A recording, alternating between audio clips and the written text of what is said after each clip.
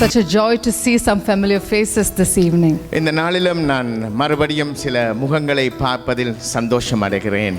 No, the joy of our lives as a believer is this. விசுவாசிகளாய் இருக்கிற எங்களுடைய வாழ்க்கையில் இருக்கிற சந்தோஷம் என்னவென்றால், It's the presence of God. என்னவென்றால் ஆண்டவருடைய பிரசன்னமே எங்களுக்கு சந்தோஷம் கொடுக்கிறதா இருக்கின்றது. Amen. We may be few in number, we may be many in number, but wherever his believers gather together, God says, I am in the midst of them. என் ஆண்டவருடைய நாமத்தினால் நாங்கள் கூடும்போது எத்தனை நபர்கள் எத்தனை மனுஷர்கள் இருக்கிறார்கள் என்பதை அல்ல, அவருடைய பிரசன்னம் அங்கே வருவதாக இருக்கின்றது. Hallelujah. Hallelujah. I want us to understand that when God speaks a word of promise, he is not lying. He's a God of truth. He's not a man that he should lie, nor the son of man that he should change his mind, the word of God says. என் ஆண்டவருடைய வேதம் என்ன சொல்லுகிறது? ஆண்டவர் ஒருபோதும் பொய்யுரையாத தேவனாய் இருக்கிறார். அதுபோல ஆண்டவர் அவர் சொன்ன வார்த்தை அவர் நிறைவேற்ற உண்மையுள்ளவராய் இருக்கின்றார். Therefore, when God says, I will never leave you nor forsake you, I want us to understand that that is the truth of who God is. That is the truth of God's word. ஆண்டவர் சொல்லுகிற வார்த்தை என்னவென்று சொன்னால், நான் உன்னை கைவிடுவதுமில்லை, உன்னை விட்டு விலகுவதுமில்லை என்று சொல்லுகிற அந்த வசனமானது அது உண்மையுள்ளதாய், அது கிரியை செய்ய உண்மையுள்ளதாய், அவர் அந்த வசனத்தை நிறைவேற்ற உண்மையுள்ளவராய் இருக்கின்றார். Amen. Amen. And this evening I just want us to look at the life of a man who sought after the presence of God, who sought after the heart of God. இந்த நாளிலும் ஆண்டவருடைய வசனத்திலிருந்து ஆண்டவருக்கு பிரியமான ஒரு மனுஷனை பற்றி நாங்கள் பார்க்க போகின்றோம். அவனுடைய வாழ்க்கையானது ஆண்டவருடைய அவன் இருதயத்தை பிரியப்படுத்துகிறவனாயும் ஆண்டவருடைய பிரசன்னத்தை தேடுகிறவனாயும் காணப்படுகிறதை நாங்கள் வசனத்திலிருந்து பார்க்க போகின்றோம். Amen. Right from the start, God has been interested in relationship with his people. ஆண்டவர் ஆதியில் இருந்து அவருடைய விருப்பம், அவருடைய எண்ணம், அவருடைய நோக்கம் எல்லாம் எதுவாக இருந்தது என்று சொன்னால், ஜனங்களோடு தன்னுடைய உறவு எப்பொழுதும் இருக்க வேண்டும் என்று சொல்லி. That's why throughout the Bible, as you turn the pages of the Bible, God introduces himself repeatedly as your God, your Father, your lover, your maker, your husband. It's about a relationship that he desires with us. ஆமென். ஆண்டவருடைய வேதத்தை நாங்கள் பார்க்கின்ற போது அவர் சொல்லுகிற மறுபடியும் அவருடைய ஜனங்களோடு பேசுகிற காரியம் என்னவென்று சொன்னால், நான் உங்களுடைய தகப்பன், நான் உங்களை உருவாக்கினவன், நான் உங்களை நேசிக்கிறவன், நான் உங்களுடைய கணவன் போல ஒரு மணவாட்டியை நேசிக்கிற ஒரு மணவாளனை போல காணப்படுவதை பார்க்கக்கூடியதாக இருக்கின்றது. But just as much God desires to have a relationship with us, there are times in our lives when we run away from the presence of God. We are satisfied with doing ministry, we are satisfied with the blessings of God, and so many times we end up seeking the hand of God but not the heart of God. எங்களுடைய வாழ்க்கையில் நாங்கள் ஆண்டவரை தேட வேண்டியவர்கள் அவருடைய இருதயத்தை தேடுகிறவர்களாய் இருக்காது, நாங்கள் அவருடைய கரத்தை நோக்கினவர்களாய், எங்களுடைய ஊழியமாக இருக்கட்டும், எங்களுடைய ஆசீர்வாதங்களாக இருக்கட்டும், எங்களுடைய வாழ்க்கையார்கள், நாங்கள் அவைகளை தேடி ஓடுகிறவர்களாய் அநேக தடவை நாங்கள் காணக்கூடிய எங்களுடைய வாழ்க்கை நடக்கக்கூடிய காரியமாக இருக்கின்றது. Amen. Amen. But God says, listen, I am looking for a man and a woman who will seek after my heart and not just after my hand. ஆண்டவர் சொல்லுகிற காரியம் என்ற அன்பானவர்களே, அவர் சொல்லுகிற காரியம் என்னுடைய இருதயத்தை, என்னுடைய விருப்பத்தை தேடுகிற மனுஷியை நான் நோக்கி கொண்டிருக்கின்றேன் என்று சொல்லி. So many times because we just seek the hand of God and God blesses us, we stay satisfied in the blessing, and what happens is because we don't seek the heart of God, we fall away from God into a pattern of sin, and we don't really live a life that is overcoming. எங்களுடைய வாழ்க்கையில், பலருடைய வாழ்க்கையில் நாங்கள் பார்க்கக்கூடிய காரணமாக இருக்கிறது, அவர்கள் ஆசீர்வாதத்தை தேடுகிறவர்களாய், ஆண்டவருடைய கரத்திலிருந்து கிடைக்கிற அற்புதமான காரியங்களை தேடுகிறவர்களாய் மாத்திரம் அவரை நாடி வருகிறபடியினால் என்ன நடக்கின்றது என்று சொன்னால், அவர்கள் பலவிதமான பாவத்தில் இழுப்புண்டாகி தங்களுடைய வாழ்க்கையை கெடுத்து கொள்ளுகிறவர்களை காணக்கூடும். ஆனாலும் ஆண்டவர் எங்களை நோக்கி அவர் கேட்கின்ற காரியம் அவருடைய இருதயத்தை தேடுங்கள் என்று சொல்லி. Hallelujah. Hallelujah. Because you see, it's only when we seek after the heart of God that we really and truly experience the life of God. Amen. ஆண்டவருடைய அவர் கொடுக்கிற அந்த வாழ்க்கையை அந்த நேசத்தை நாங்கள் அனுபவிக்க வேண்டும் என்று சொன்னால் அவருடைய இருதயத்துக்கு பிரியமானவர்களாய் அவருடைய இருதயத்தை தேடுகிறவர்களாய் நாங்கள் வாழ வேண்டியவர்களாய் இருக்கின்றோம். And David was a man who learned right from the start of his life that it was important to seek the heart of God.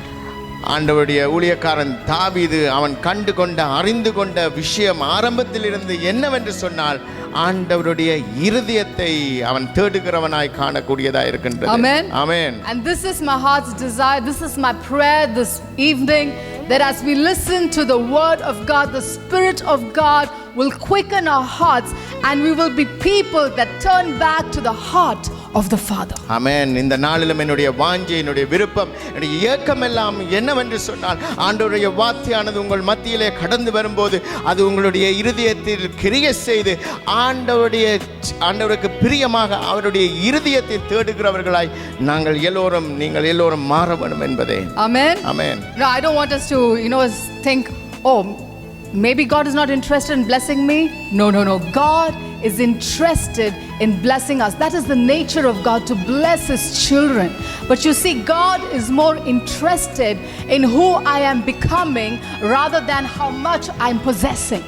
ஒருவேளை நாங்கள் சிந்திக்கலாம், ஆம் ஆண்டவரே, ஐயா எங்களை நீங்கள் ஆசீர்வதிக்க மாட்டீர்களா என்று சொல்லி. ஆனால் ஆண்டவருடைய விருப்பமோ அவருடைய சித்தமோ தன்னுடைய பிள்ளைகளை அவர் ஆசீர்வதிப்பார்.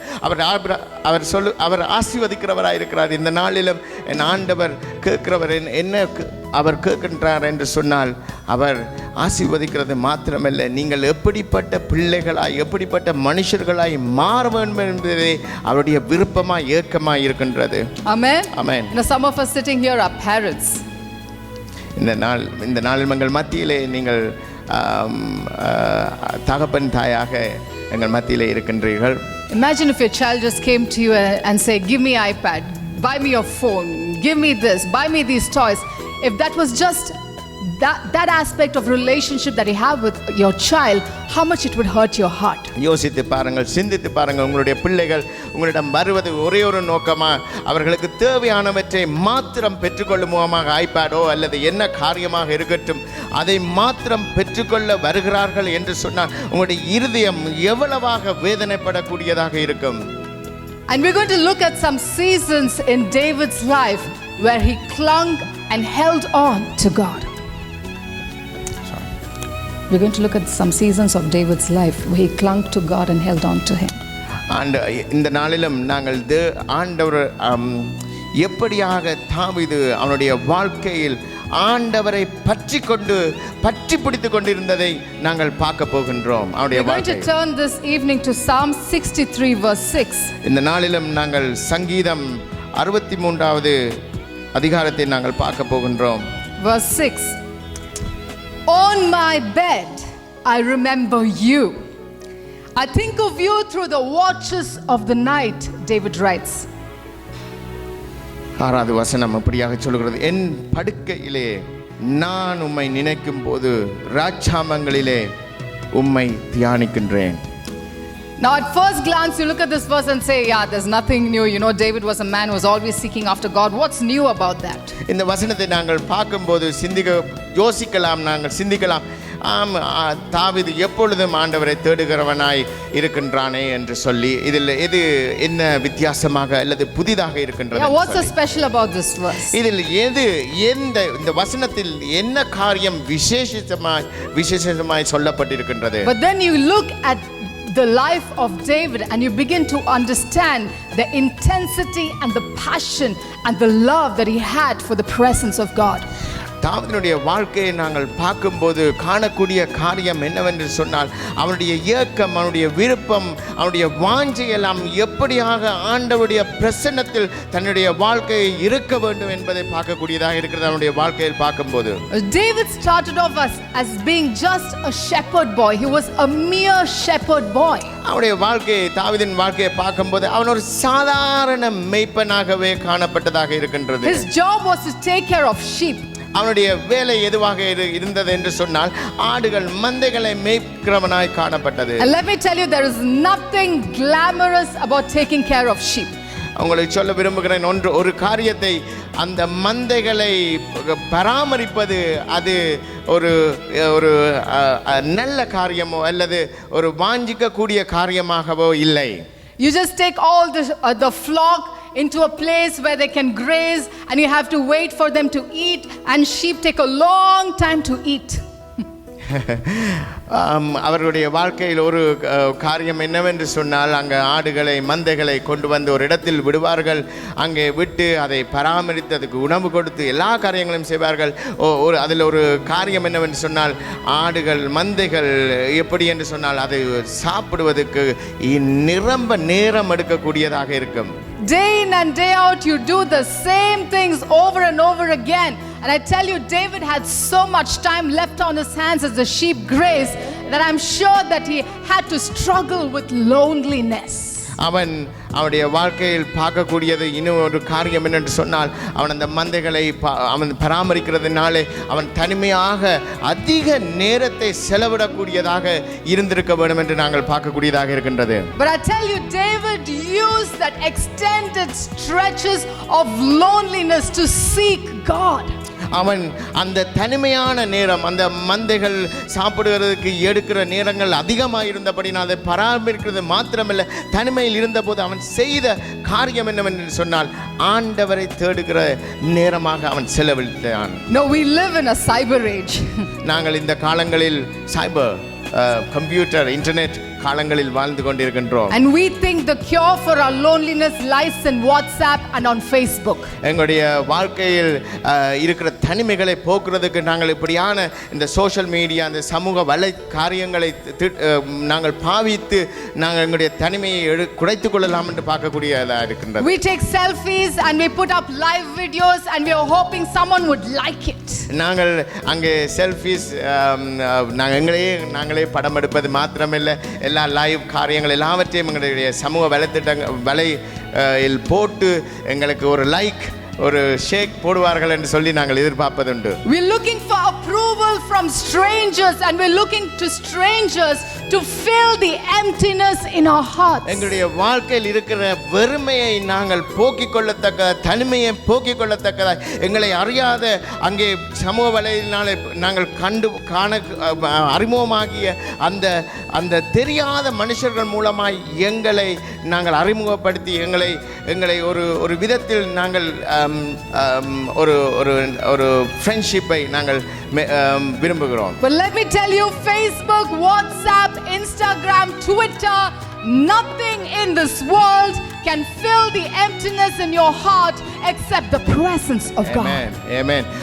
நான் உங்களுக்கு ஒன்றை சொல்ல விரும்புகிறேன். இந்த ஃபேஸ்புக்காக இருக்கட்டும், இந்த வாட்ஸ்அப்பாக இருக்கட்டும், ட்விட்டராக இருக்கட்டும், எதுவாக இருந்தாலும் அருமையானவர்களே, உங்களுடைய இருக்கிற அந்த தனிமையோ வெறுமையோ அது போக்கக்கூடாதாக இருக்கிறது. ஆனால் தேவனுடைய பிரசன்னம் மாத்திரமே உங்களுடைய தனிமையை, உங்களுடைய வெறுமையை அது நிரப்ப மாற்றக்கூடியதாக இருக்கின்றது. Amen. Amen. And David, in that time of loneliness, he said, God, this is the time I'm going to use to get to know you more. Hallelujah. அந்த தாவீதானவன் அவன் செய்த காரியம், தனிமையில் இருந்தபோது அவன் செய்த காரியம் என்னவென்று சொன்னால், என் ஆண்டவரை நான் தெரிந்து கொள்ள வேண்டும், அவரோடு நான் ஜீவிக்க வேண்டும், அவரை நான் அறிந்து கொள்ள வேண்டும் என்று அவன் தீர்மானித்திருந்தான். Hallelujah. Hallelujah. And how do we get to know God? எப்படியாக நாங்கள் ஆண்டவரை, அவருடைய இருதயத்தை அறிந்து கொள்ளக்கூடும்? It is impossible to know God without his word. அவருடைய வசனம் இல்லாது நாங்கள் அவரை அறிந்து கொள்வது அது முடியாத காரியமாக இருக்கிறது அருமையானவர்களே. God reveals his heart, God reveals who he is through His word. அவருடைய இருதயத்தை அவர் எங்களுக்கு வெளிப்படுத்துகிற ஒரே ஒரு காரியம் அவருடைய வசனம் மூலமாக, அவருடைய வார்த்தை மூலமாகவே. So I don't think David was sitting there and suddenly a bolt of lightning fell on him from the sky and he said, "Oh, magic, now I know God." நான் உண்மையாகவே ஆண்டவர் அங்கே தாவீதானவன் அவன் இருந்தபோது ஒரு லைட், ஒரு வெளிச்சமானது வந்து அவனுக்கு மேலாக வந்து ஒரு சக்தியால் அவன் எல்லாவற்றையும் பெற்றுக்கொண்டதல்ல. அருமையானவர்களே, Amen. Amen. I want us to understand how important it is to get to know God through the word of God. இந்த நாளிலும் ஆண்டவருடைய வார்த்தை மூலமாக தேவனை அறிந்து கொள்வது எவ்வளவு முக்கியமாக இருக்கிறது என்பதை நாங்கள் காண வேண்டியவர்களாக இருக்கின்றோம். You know, sometimes we live our lives, yes, we are Christians, we get to know God, we are saved by the blood of Christ, but we don't understand the power that is available to us through this word. நாங்கள் ஆண்டவரை அறிந்த ஜனங்களாய், கிறிஸ்தவர்களாய், கிறிஸ்துவை ஏற்றுக்கொண்டவர்களாய் நாங்கள் வாழ்ந்து கொண்டிருக்கலாம். ஆனாலும் அருமையானவர்களே, ஆண்டவருடைய வசனத்தினாலே கிடைக்கக்கூடிய அந்த மகத்துவமான வல்லமையை நாங்கள் அறியாதவர்களாய் வாழ்ந்து கொண்டு இருக்கலாம். But I want to tell you that this is the place where you get to know who God is and what God can do in us, for us and through us. அருமையானவர்களே, இந்த வசனத்தை நாங்கள் வாசித்து அவருடைய வசனத்தை நாங்கள் தியானிக்கையில் எங்களுக்காக என் ஆண்டவர் எங்களுக்காக எங்கள் மூலமாய் எதை செய்யக்கூடுமோ, எதை செய்ய வேண்டுமோ அதை செய்யக்கூடியவராக காணப்படுகின்றது வசனத்தில். Hallelujah. Hallelujah. You know, Hebrews 1 verse 3 is one of my favorite verses. Hebrews chapter 1 எபிரேயர் முதலாவது அதிகாரம். The word says that Jesus the Son is the radiance of God's glory and the exact representation of the Father. Amen. You know what that means? That means every time I pick up the word and I read the Gospels and I read the prophecies about Jesus, it means I am looking at Jesus and I'm looking at the face of the Father, because Jesus is the exact reflection of who the Father is. எனக்கு மிகவும் பிரியமான ஒரு வசனமாக எபிரேயருக்கு எழுதின நிருபம் முதலாவது அதிகாரம் 3வது வசனத்தில் இப்படியாக சொல்லப்படுகிறது: இவர் அவருடைய மகிமையின் பிரகாசமும் அவருடைய தன்மையின் சொரூபமாயும் இருந்து சர்வத்தையும் தம்முடைய வல்லமையுள்ள வசனத்தினால் தாங்குகிறவராய் தம்மாலே தாமே நம்முடைய பாவங்களை நீக்கும் சுத்திகரிப்பை உண்டு பண்ணி உன்னதத்தில் உள்ள மகத்துவமானவருடைய வலது பாரிசத்தில் உட்கார்ந்தார் என்று சொல்லி ஆண்டவருடைய வசனத்தை, ஆண்டவரை நாங்கள் பார்க்கும்போது அவருடைய வசனத்திலிருந்து நாங்கள் காணக்கூடியதாக இருக்குது அவர் எவ்வளவு மகிமை சிறந்தவர் என்று சொல்லி. It means that every time I look at Jesus, I'm looking at the Father. ஒவ்வொரு முறையும் நாங்கள் இயேசு கிறிஸ்துவானவரை பார்க்கும்போது நாங்கள் அந்த மகத்துவமான பிதாவை பார்க்கக்கூடியதாக இருக்கின்றது இந்த வசனத்தின் மூலம். And the rest of the verse says that He sustains, He holds all things together by His powerful word. ஹல்லேலூயா. அவர் இந்த வசனத்தில் அந்த சொல்லப்படுகிறது தொடர்ந்து எப்படியாக என்று சொன்னால், அவர் சகலதையும் தம்முடைய வல்லமையினுள்ள வசனத்தினாலே தாங்குகிறவராய் காணப்படுகின்றார் என்று சொல்லி. You know what that means? உங்களுக்கு என்ன என்று தெரியுமா? That means there have been situations and circumstances in our lives where we could have been shattered to a million pieces, but you know why you and I are seated right here? It's because Jesus has held your life together by His powerful Hallelujah. word. Hallelujah. நாங்கள் உங்களுக்கு இந்த வசனத்தை நாங்கள் தியானிக்கையில் ஒரு காரியம் உங்களுக்கு சொல்ல விரும்புகிறேன். எங்களுடைய வாழ்க்கையில் நடந்த காரியங்களை ஒரு விசை நாங்கள் பார்ப்போம் என்று சொன்னால், நாங்கள் ஒன்றுமில்லாதவர்களாய், நாங்கள் உடைந்து போனவர்களாய் காணப்பட்டு இல்லாமல் போயிருக்கலாம். ஆனாலும் அவர் சகலத்தையும் வல்லமையாய் தாங்குகிறபடியினால் அவர் எங்களை மறுபடியும் ஒன்று சேர்த்து இந்நாளிலும் நாங்கள் இப்படியாக அவரை துதித்து பாடத்தக்கதாய் என் ஆண்டவர் அவருடைய வல்லமையினால் காத்துக்கொண்டிருக்கிறார். The word of God has the power to hold you up. அருமையானவர்களே, ஆண்டவருடைய வசனமானது அது உங்களை வல்லமையாய் தாங்கி பாதுகாத்து வழி நடத்தக்கூடியதாக இருக்கின்றது. The word of God has the power to keep you and secure you. அந்த வசனமானது, ஆண்டவருடைய வசனமானது உங்களை பாதுகாத்து, உங்களை காத்து, உங்களை தாங்கிக் கொள்ளக்கூடியதாக இருக்கின்றது. And so this evening, this is an invitation to get to know God, get to know the heart of God, get to know the power of God by knowing the word of God. இந்த நாளிலும் இந்த மாலை வேளையில் அருமையானவர்களே, ஆண்டவர் அழைப்பது என்னவென்று சொன்னால் அவருடைய வசனத்தின் மூலமாய் அவரை அறிவது மாத்திரம் அவருடைய வல்லமையை பெற்றுக்கொண்டு அவரினாலே தாங்கப்படுகிறவர்களாய் நாங்கள் காணப்பட வேண்டும் என்று சொல்லி. Hallelujah. Hallelujah. No, Jesus, when he was talking to all the religious Jews in John chapter 6, he was telling, listen, I am the bread of life. ஆண்டவர் இயேசு கிறிஸ்துவான இந்த உலகத்திலே வாழ்ந்த போது அங்கே யூதர்கள் மத்தியிலே அவர் சொன்ன காரியம் என்று சொன்னார், வானத்திலிருந்து வந்த மன்னா நான் தான் என்று சொல்லி. He is the bread. Jesus says, listen, I am the bread. You can try to satisfy yourself with the bread and the food that this world gives you, but you will never be satisfied because you have to come to me to really have life.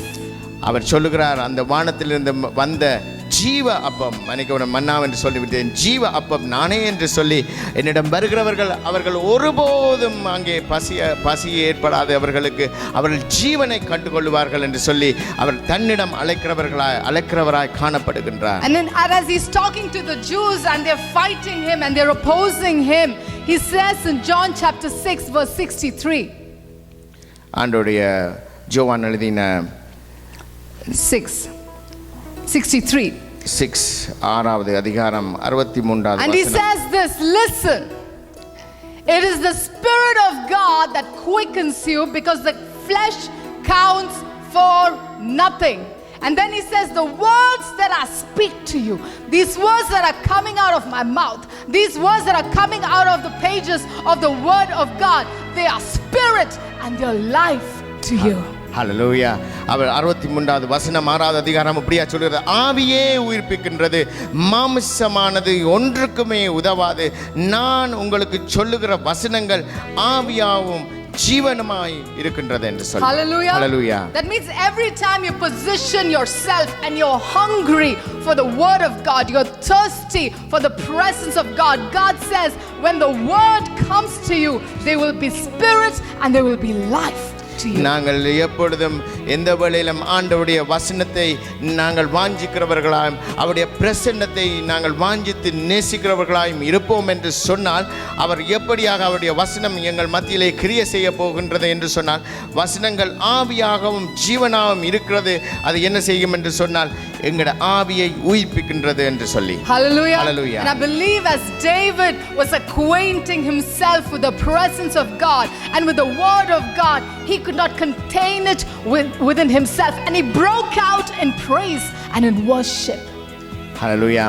அங்கே தாவீது ஆண்டவருடைய வசனத்தை, ஆண்டவருடைய பிரசன்னத்தை அவன் நேசித்த போது அவன் பெற்றுக்கொண்ட அந்த சந்தோஷத்தை, அந்த அந்த அந்த மகிமையான சந்தோஷத்தை அவன் என்னவாக அவன் வெளிப்படுத்துகிறான் என்று சொன்னால், அங்கே சங்கீதமாய் அவன் வெளிப்படுத்துகிறதை காணக்கூடியதாக இருக்கின்றது. Hallelujah. Hallelujah. You see, our worship must flow out of our knowledge of God.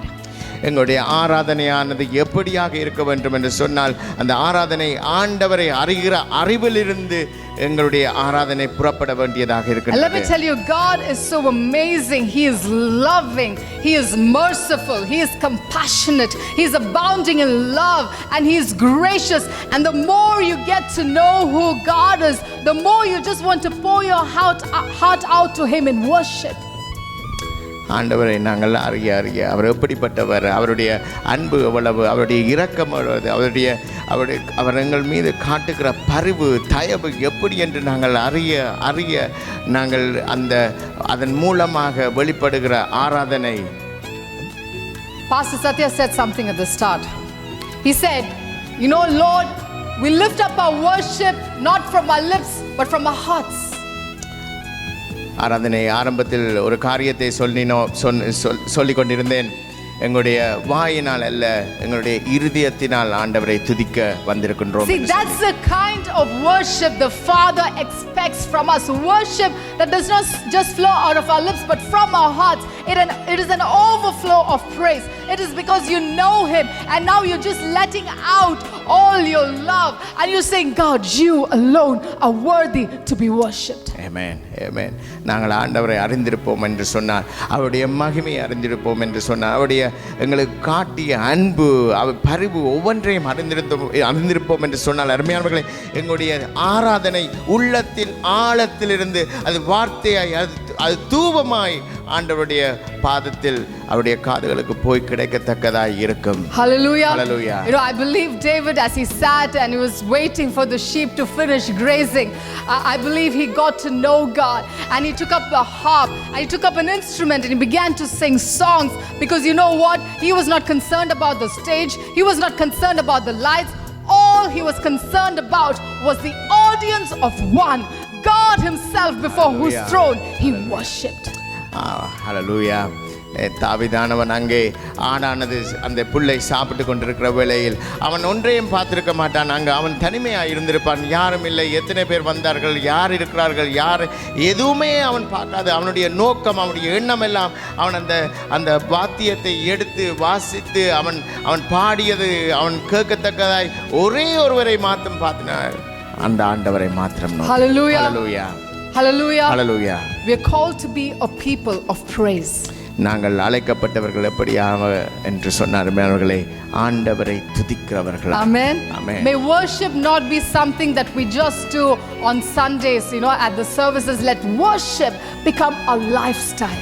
அருமையானவர்களே, இந்த ஞாயிற்றுக்கிழமையில் ஆராதிக்கிறதில் அல்லது அந்த வேளையில் மாத்திரம் நாங்கள் ஆராதிப்பவர்களை துதிக்கிறவர்களை காணப்படாது.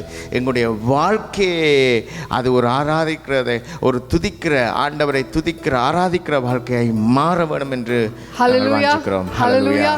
Let's be people of the word. Let's be a people of the word. நாங்கள் எப்படியாக இருக்க வேண்டும் என்று சொன்னால், ஆண்டவருடைய வசனத்தினுடைய அவருடைய தேவ வசனத்தினுடைய பிள்ளைகளாக இருக்க வேண்டும். Hallelujah. Because you see, when God sends his word, it does something in our hearts. ஆண்டவருடைய வசனமானது எங்கள் மத்தியில், எங்கள் இருதயத்தில் வரும்போன்றது அது ஒரு காரியத்தை செய்கிறதை காணக்கூடியதாக. Romans 10:17 says, now faith comes, you know how? Faith comes by the hearing, and the hearing of the word of God. ஆண்டவருடைய வசனத்தை நாங்கள் கேட்கும்போது எங்களுக்கு விசுவாசத்தை வருகிறதை பலப்படுத்துகிறதை காணக்கூடியதாக இருக்கிறது. Hallelujah. Hallelujah. So when God sends his word, the intention of God, the plan of God, the power of God is present in the word for us to put our faith in. ஆண்டவருடைய திட்டம் நோக்கம் என்னவென்று சொன்னால், அவருடைய வசனம் எங்கள் மத்தியிலே எங்களுடைய வாழ்க்கையில் கடந்து வரும்போது எங்களுடைய விசுவாசமானது ஆண்டவர் மேல் வைக்கப்படத்தக்கதாய், அது உறுதிப்படுத்தத்தக்கதாய். And God expects us not just to believe his word, but to live according to his word. ஆண்டவர் எங்களிடம் எதிர்பார்ப்பது மற்ற காரியம் என்னவென்று சொன்னால், நாங்கள் வார்த்தைகளை கேட்கிறவர்கள் மாத்திரமாய் அல்ல, அதன்படி நடக்கிறவர்களாய் காணப்பட வேண்டும் என்று சொல்லி. Amen. Hallelujah. Amen. Amen. Not many amens for this, yeah? Blessing, amen. Healing, amen. But when it comes to following God and being disciples of Christ, very few people are willing. ஆண்டவரை பின்தொடர வேண்டும் என்று சொன்னால், அவருடைய சிலுவையை எங்களுடைய சிலுவையில் தூக்க வேண்டும் என்று சொன்னார், அவர்களே மிகவும் குறைவாகத்தான் காணப்படக்கூடியவர்களாக இருப்போம். You know, in Matthew chapter 5 to chapter 7, Jesus is delivering to the people the Sermon on the Mount. அங்கே மலப்பிரசங்கத்தில் மத்தியு எழுதின சுவிசேஷத்தில் 5வது அதிகாரம் தொடக்கம் 7வது அதிகாரத்தில் பார்ப்போம் என்று சொன்னால், and he says, he's teaching the people, listen, you've heard it said before. அவர் சொல்லுகிறார், ஜனங்களே கேளுங்கள், இதை நீங்கள் கேட்டிருக்கலாம், முன்பு கேட்டிருக்கக்கூடியதாக இருக்கும். Do not commit adultery. சொல்லுகிறார், நீங்கள் adultery. I'm gone, I lost. Adultery. Sorry. What is adultery? Vibhacharam. Yes. I don't know. Yes. Okay. And he says, listen, you've heard it in the past when it was said through the law of Moses, do not commit adultery. But now I tell you, if you look at a woman lustfully, you've already committed adultery with her in your heart. அங்கே ஆண்டவர் சொல்லுகிறதை பார்க்கக்கூடியதாக இருக்கிறது. மோசே அவருடைய அடியான் சொல்லுகின்றான், அங்கே கட்டளைகளை கொடுக்கும்போது நீங்கள் விபச்சாரம் செய்யக்கூடாது என்று சொல்லி. ஆனால் ஆண்டவர் இங்கே சொல்லுகிறார், ஒரு பெண்ணை நீங்கள் இலட்சியோடு பார்த்தாலே உங்கள் இருதயத்தில் விபச்சாரம் செய்து விட்டீர்கள் என்று சொல்லி ஆண்டவர் சொல்லுகிறதை மலப்பிரசங்கத்தில் காணக்கூடியதாக இருக்கின்றது. And then he says, you've heard it said before, do not murder. But I tell you, if you speak against your brother or your sister and you drag their reputation through the mud and you have unforgiveness and bitterness towards them, you've already committed the act of murder in your heart. அங்கே ஆண்டவர் சொல்லுகிறார், மறுபடியும் ஒரு காரியம், அங்கே கொலை செய்யாது இருப்பாயாக என்று சொல்லி அங்கே மோசே சொல்லுகிறதை, ஆனாலும் இங்கே சொல்லுகிறார், உன்னுடைய நண்பர்களை உன்னுடைய சகோதரங்களை யாரையும் வெறுத்து அவர்களை நீங்கள் வேதனைப்படுத்துவீர்கள் என்று சொன்னால் உங்கள் இருதயத்திலே நீங்கள் கொலை செய்தவர்களாய் காணக்கூடியதாக இருக்கும் என்று சொல்லி. You see, throughout the Sermon on the Mount, the one thing Jesus wants us to know is this. அந்த மலப்பிரசங்கத்தின் மூலமாக எங்கள் மத்தியிலே அவர் சொல்ல விரும்புகிறார், சொன்ன காரியம் என்னவென்று சொன்னால், it's no longer about what you do on the outside, it's a condition of your heart that God is concerned about. அவர் சொல்லுகிற காரியம் என்னவென்று சொன்னால், நீங்கள் வெளியரங்கமாய் செய்கிற கிரியை அல்ல, ஆனால் உங்களுடைய இருதயத்தின் மூலமாக உங்களுடைய இருதயம் எப்படியாக எவ்வளமாக என்ன செய்கிறது என்பதே அது முக்கியமாக இருக்கின்றது என்று சொல்லி. Because we people are very smart. உங்களுக்கு தெரியும், நாங்கள் எல்லாரும் ரொம்ப smart, clever. We think, oh, if I just act a certain way, if I lift my hands during worship and I say, praise the Lord, brother, praise the Lord, sister, and smile on the outside, we think God is fooled and everybody around us is fooled. But I tell you, God is looking beyond what we do on the outside and He's looking into our hearts. Hallelujah. ஆண்டவர் நாங்களாம் இங்கே சபையில் நாங்களுடைய வாழ்க்கையில் கைகளை உயர்த்தலாம், ஜெபிக்கலாம், பாடலாம், எல்லா காரியங்களையும் அருமையானவர்களை மற்றவர்களுக்கு முன்பாக நாங்கள் ஆண்டவருக்கு பிரியமானவர்களாக காணக்கூடியதாக எல்லா காரியங்களையும் செய்யலாம். ஆனால் என் ஆண்டவரோ இருதயத்தை பார்க்கிறவராய், இருதயத்தை நோக்கிறவராய், இருதயத்தை சோதித்து பார்க்கிறவராய் இருக்கின்றார். And I want to tell you, people of God, the condition of our hearts is way more important to God than anything else that we do on the outside. எங்களுடைய வாழ்க்கையில் நாங்கள் எதை செய்தாலும் அருமையானவர்களே, எங்களுடைய இருதயத்தை மாத்திரமே அவர் நோக்கி பார்க்கிறவராக இருக்கிறார். அவருடைய இயக்கம், அவருடைய விருப்பம் எல்லாம் எங்களுடைய இருதயமானது அவருக்கு ஏற்றதாக இருக்க வேண்டும். Hallelujah. Hallelujah. And that is why David, despite all that he did, even when he was caught in sin, even at that point when God sent the prophet Nathan and said, David, you have sinned. You know what? David didn't defy, David didn't oppose, David didn't deny, he didn't ignore the voice of God. He fell down on his knees and he said, God, I have sinned against you. அங்கே தாவீது பாவத்தினால் விழுந்து போகின்றான். விழுந்த வேளையிலே அங்கே ஆண்டவருடைய அங்கே தீர்க்கதரிசி வருகின்றான். வந்து சொல்லுகிறான், நீர் பாவம் செய்து விட்டாய் என்று சொல்லி. அவன் அரசனாய் இருந்தவன், எல்லா ஆளுகையும் அவனுக்கு எல்லா அதிகாரமும் இருந்தது. ஆனால் அவன் ஒன்றும் சொல்லவில்லை, நான் செய்யவில்லை, அல்லது அவனுக்கு ஏதும் விரோதமாய் நினைக்கவில்லை. அவன் செய்த காரியம் என்னென்றால், அங்கே விழுந்த ஆண்டவரை பார்த்து நோக்கி, ஆண்டவரே, நான் உமக்கு எதிராக பாவம் செய்து விட்டேன் என்று. And that is why God loved David. அதனால் தான் அவனை தாவீதை ஆண்டவன் நேசிக்கிறார். Not because David was perfect. அவன் நல்லவனாய் அவன் நல்லவனாய் இருந்ததற்காக மாத்திரமல்ல, but because in every season of his life he sought God. அவருடைய வாழ்க்கையில் மேடும் பள்ளம், எந்த துக்கம் சுகம், எந்த வேளையிலும் அவனை பார்க்கக்கூடியதாக இருக்கிறது. வேதத்திலிருந்து அவன் ஆண்டவரையே பற்றி பிடித்து நோக்கி கொண்டிருக்கிறவனா. Hallelujah. Hallelujah. A man after God's own heart. அவன் ஆண்டவருடைய இருதயத்துக்கு பிரியமானவனாய் வாழ்ந்தான். And there on the Sermon on the Mount, towards the end of that sermon in Matthew chapter 7, Jesus says something significant. After all his teaching on prayer, after all his teaching on anger, after all his teaching on adultery and forgiveness and fasting, after all that, he says something very important. அங்கே மல பிரசங்கத்தில் அவர் சொன்ன காரியங்கள் அங்கே விபச்சாரமாக இருக்கட்டும், அங்கே மன்னிக்கிற தன்மையாக இருக்கட்டும், அல்லது அங்கே நாங்கள் உபவாசமாக இருக்கட்டும், கோபமாக இருக்கட்டும், எவ்வளவோ காரியங்களை பற்றி ஆண்டவர் சொல்கிறார். ஆனாலும் அங்கே முடிவிலே ஆண்டவர் மிகவும் ஒரு முக்கியமான காரியத்தை தெரிவித்திருக்கிறது 7வது அதிகாரத்தில் காணக்கூடியதாக இருக்கின்றது. You can go home and read Matthew chapter 7 verses 21 to 27. I will just put it across briefly to you. நீங்கள் போய் வீடுகளில் போய் இந்த மத்தேயு 7வது அதிகாரம் 21 நீங்கள் வாசித்து பாருங்கள். It says, Jesus says, listen, not everyone who says to me, Lord, Master, Andavare, Tagapane, not everyone who says to me, Lord, Lord, will enter the kingdom of heaven, but only he who does the will of my Father in heaven. Hallelujah. நாங்கள் ஆண்டவரே என்று சொல்லுகிறவர்களாக இருக்கலாம், தேவனே என்று துதிக்கிறவர்களாக இருக்கலாம், ஆனால் அருமையானவர்களே, ஆண்டவருடைய சித்தத்தை செய்கிறவர்கள் மாத்திரமே பரலோகத்தை சுதந்தரிக்க கூடியவர்களாக இருக்கின்றார்கள்.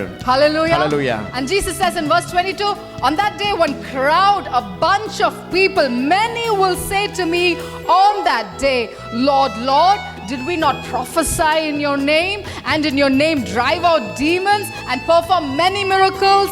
You know what God would look at them and tell them? Get away from me, you evildoers.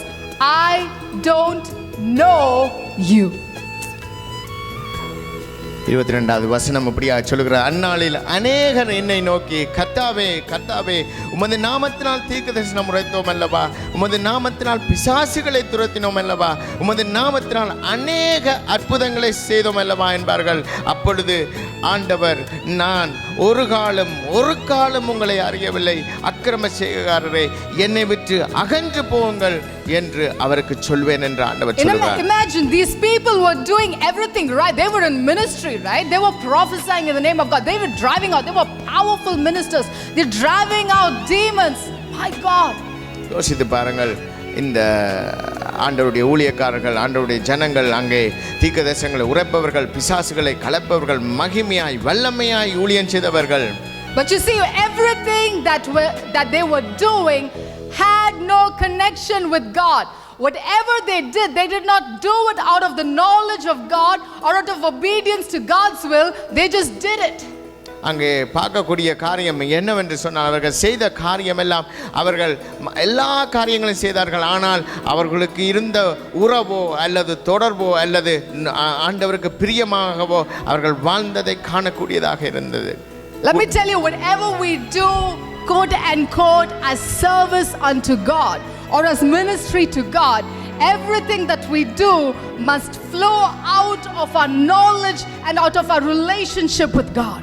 எங்களுடைய வாழ்க்கையில் நாங்கள் எதை செய்தாலும், ஆண்டவர் ஊழியமாக இருக்கட்டும், எங்களுடைய வாழ்க்கையில் நாங்கள் செய்கிற எல்லா காரியத்திலும் நாங்கள் எப்படியாக இருக்க வேண்டும் என்று சொன்னால், ஆண்டவரை அறிகிற அறிவிலும் ஆண்டவருக்கு பிரியமாக ஆண்டவர் வார்த்தையின்படி நாங்கள் காரியங்களை செய்ய வேண்டியவர்களாக காணப்பட வேண்டும். Amen. Amen. And at the end, Jesus tells this parable. He tells a parable of two kinds of builders, one wise and the other one foolish. அங்கே கடைசியில் பார்க்கக்கூடியதாக இருக்கின்றது, 2 விதமான கட்டிடம் கட்டுகிறவர்களை பார்க்கின்றோம். And he says there's something that's common that comes to both of these people. There's something that's common that comes to both of them. அங்கே 2 பேர்களையும் பார்த்தோம் என்றால் சில காரியங்கள் ஒற்றுமையாய் இருக்கிறது, ஒரே காரியமாய் இருக்கிறதை பார்க்கக்கூடியதாக இருக்கின்றது. The rain came down on the house of the wise and on the house of the foolish. The streams rose, the winds blew and beat against both their houses. But what happened, what decided the fate of that house was its foundation. அங்கே பார்க்கக்கூடியதாக 25வது வசனத்தில், பெருமழை சொரிந்தது, பெருவெள்ளம் வந்தது, காற்று அடித்தது, அந்த வீட்டின் மேல் மோதியும் அது விழவில்லை. எப்படி என்று சொன்னால், 2 காரியங்களும் 2 வீட்டுக்கும் ஒரே மாதிரி நடந்தது. ஆனால் ஒரு வீட்டுக்கு வித்தியாசமாக மற்ற வீடு அது நிலநிற்கக்கூடியதாக இருந்தது. ஏனென்று சொன்னால், அந்த கல்லினால் கட்டப்பட்ட வீடு, கண்மலையின் மேல் கட்டப்பட்ட வீடு, அது எப்படி என்றால் அதனுடைய அஸ்திவாரம் அது அது அது கண்மலை மேல் கட்டப்பட்டதனால் அது எல்லாவற்றையும் தாங்கிக் கொள்ளக்கூடியதாக இருந்தது. Jesus says in verse 24, if anyone hears these words of mine, we are good hearers, we're all good hearers, yeah? But God says, if anyone hears these words of mine and puts them into practice, is like a wise man who built his house on the rock. அங்கே ஆண்டவர் சொல்லுகிற காரியம் 24வது வசனத்தில் எப்படி என்று சொன்னால், ஆகையால் நான் சொல்லிய இந்த வார்த்தைகளை கேட்டு இவைகளின்படி கட்டுகிறவன் எவனோ அவனை கன்மலையின் மேல் தன் வீட்டை கட்டின புத்தியுள்ள மனுஷனுக்கு ஒப்பாவான். Hallelujah. Hallelujah. I want us to take a good look at our lives and think, consider what kind of foundation are you building your life on? இந்த நாளிலும் அருமையானவர்களை உங்களோடு நான் கேட்டுக்கொள்ள, பகிர்ந்து கொள்ள அல்லது சிந்திக்க வைக்க வேண்டிய காரியம் என்னவென்று சொன்னால், எங்களுடைய வாழ்க்கையானது எப்படிப்பட்ட அத்திவாரத்தின் மேல் கட்டப்பட்டு கொண்டு வருகிற வீடாக இருக்கின்றது என்று சொல்லி, வாழ்க்கையாக இருக்கின்றது என்று சொல்லி. ஆமென். Because you can be sure of this. நிச்சயமாக நீங்கள் இந்த காரியத்தை நீங்கள் சிந்தித்து நிச்சயப்படுத்திக் கொள்ளலாம். No matter what kind of houses you're building and what kind of foundation you're laying those houses on, be sure of this: trouble will come. The rains will come, the streams will rise, the floods will come against your house. But if you have not built a house on the right foundation, you will fall. அருமையானவர்களே, நிச்சயமாக நீங்கள் எந்த அத்திவாரத்தின் மேல் வீடுகளை கட்டுகிறீர்களோ அந்த அத்திவாரமான அந்த வீட்டின் மேல் மழை பெருவெள்ளம் வரப்போகின்றது, காற்று வரலாம், எந்த பயங்கரமான பிரச்சனைகள் எதுவாக வந்தாலும் அது எப்பொழுது அது விழாமல் இருக்கும் என்று சொன்னால், கன்மலையின் மேல் கட்டப்பட்டதாய் இருக்கும் பொழுது எல்லாவற்றால் அது விழுந்து போகிறத அந்த வேதனையான காரியத்தை பார்க்க வேண்டியவர்களாக இருப்போம். But I tell you, if you and I are people who don't just listen to the word, but we obey the word, God promises you, no matter what trouble the enemy brings against you, nothing can shake you. Amen. ஆண்டவருடைய வசனம் சொல்லுகிறது, எங்களுக்கு கொடுக்கப்பட்ட வாக்குத்தத்தம் என்னவென்று சொன்னால், எந்த காரியமாக எந்த பிரச்சனையாக இருக்கட்டும், எங்களுடைய வாழ்க்கையை அவர் அசைக்க, அவர் எங்களை விட்டுவிட அவர் உண்மையுள்ள தேவனாக, அவர் விட்டுவிடக்கூடிய தேவன் அல்ல. Hallelujah. Amen. And here was David, I believe, as he was getting to know the heart of God, and he was getting to know the word of God, and he was worshiping God. He was giving his heart to the Lord and saying, Lord, take my heart, take my life. I want to live for you. And that is why the prophet Samuel came looking for him. Hallelujah. அந்த தாவீதானவன் தனிமையிலே அவன் வாழ்ந்தபோது அவனுடைய காரியம் எல்லாம் ஆண்டவருக்கு பிரியமாய், ஆண்டவரை தேடுகிறவனாய், ஆண்டவரை நோக்கி அவன் விண்ணப்பிக்கிறவனாய், ஆண்டவருடைய பிரசன்னத்தை விரும்பினவனாய் காணப்பட்டபடியினாலே அங்கு ஆண்டவருடைய தீர்க்கதரிசியானவன் சாமுவேல் வருகிறதை காணக்கூடியதாக இருக்கிறது அவனை நோக்கி. Let me tell you, your obedience might be done in secret, and your sacrifice and your commitment to God might be done in secret, but God will make it visible when he anoints you and calls you forth for his purpose. ஆண்டவருடைய வசனத்துக்கு கீழ்ப்படுகிற தன்மை அது ரகசியமாய் வெளியரங்கமாய் இல்லாத இருக்கலாம், அல்லது அவரை நேசிக்கிற காரியம், நாங்கள் உறவு வைத்திருக்கிற காரியம் அது இரகசியமாக இருக்கலாம். ஆனாலும் ஆண்டவர் ஒவ்வொன்றையும் அதன் காலத்தில் வெளியரங்கமாக்க கூடியவராயிருக்கிறார். When you walk with God according to the word of God, you cannot escape the eyes of God and the uplifting of God. Amen. ஆமென். ஆண்டவருடைய வார்த்தையின்படி நீங்கள் நடப்பீர்கள் என்று சொன்ன அவருடைய கண்கள் உங்களை நோக்கி இருக்கிறது மாத்திரமல்ல, அவர் உங்களை உயர்த்தி வைக்க உண்மை உள்ள தேவனாய் இருக்கிறார். Hallelujah. Hallelujah. Hallelujah. And here was David. He's anointed to be king. He did not expect it. He was not praying for it, but in his heart he knew that there was something in his heart that said, God has called you for a special purpose. And as he was anointed as king, David continued to be humble and obedient to God. தாவீதானவன் அவன் தன்னை ஒரு அரசனாக வேண்டும் அல்லது ஏதாவது தன்னுடைய வாழ்க்கையில் நடக்க வேண்டும் என்று சொல்லி அங்கே அவன் ஆண்டவரை நோக்கினவனாய் காணப்படவில்லை. ஆனாலும் ஆண்டவர் அவனை தேடி வந்து அவனை அபிஷேகிக்கிற தேவனாய் இருந்தது மாத்திரமல்ல, அவன் தொடர்ந்து அவனுடைய அரசனாக மாறின பின்பும் அபிஷேகத்தை பெற்ற பின்பும் ஆண்டவருக்கு பிரியமாய் தாழ்ந்த அவன் தாழ்மை தன்னை வெறுமையாக்கி வாழ்ந்ததை காணக்கூடியதாக இருக்கின்றது. Hallelujah. How do I know that? எப்படியாக நாங்கள் காணக்கூடியதாக இருக்கின்றது. You see, right after David was anointed, after some days, when his brothers went off to serve in the army of Saul, his father called him one day and said, David, I want you to take some bread and some stuff that is required for your brothers who are there at war. அங்கே யுத்தம் நேரம் வந்தபோது அவன் தாவீதினுடைய அண்ணன்மார்கள் அங்கே யுத்தத்தில் இருப்பதனாலும் அங்கே தாவீதை தகப்பனார் அழைத்து சொல்லுகிறார், கொஞ்சம் அப்பம் காரியங்களை கொண்டு சாப்பாடு அப்படியான காரியங்களை கொண்டு அவர்களுக்கு கொண்டு கொடுக்குமாறு அங்கே அழைக்கிறதை காணக்கூடியதாக இருக்கின்றது. Remember at that time David has already been anointed. God has decided this is going to be my king.